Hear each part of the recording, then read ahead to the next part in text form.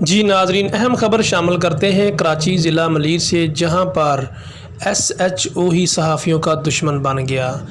सहाफ़ियों को सच बोलने पर FIR का इंदराज उसका आए दिन का मामूल बन गया।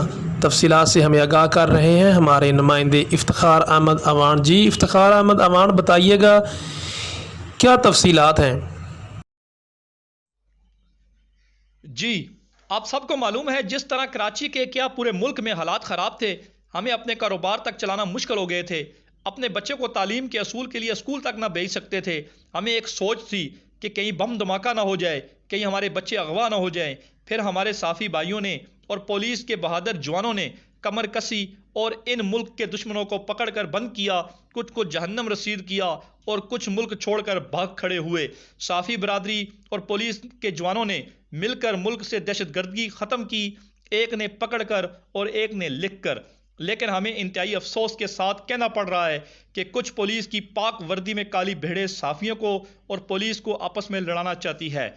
इनमें सर फहरस्त मोमनाबाद के SHO, अगर इनके सामने किसी साफ़ी का जिक्र हो जाए तो ये अपनी बेइज्जती समझता है और साफ़ियों को सरेआम धमकियां तक भी दे चुका है, जिसकी मिसाल अली ज़मान अवान पर भी इसने FIR दर्ज की।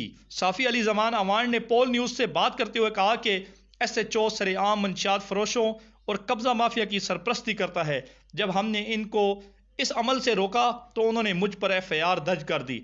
जमीयत उलमा इस्लाम के रहनुमा अब्दुल्ला बलोच ने मंशियात फरोशों और कब्ज़ा माफिया के खिलाफ कई बार एहतजाज किया, लेकिन कभी कोई कार्रवाई नहीं हुई। इलाकाई मकीनों ने पोल न्यूज़ की वसासत से वज़ीर आला सिंध, IG सिंध से मुतालबा किया है कि पुलिस की पाक वर्दी से इनको और इन जैसों को फौरी मुअत्तल कर दिया जाए, ताकि साफ़ी बरादरी और पुलिस के जवानों का मिलकर मुल्क दुश्मनों कुव्वतों का डट कर मुकाबला कर सकें। कैमरामैन अरफान ओट के साथ ब्यूरो चीफ ज़िला मलीर इफ्तिखार अहमद अवान, पोल न्यूज़, कराची।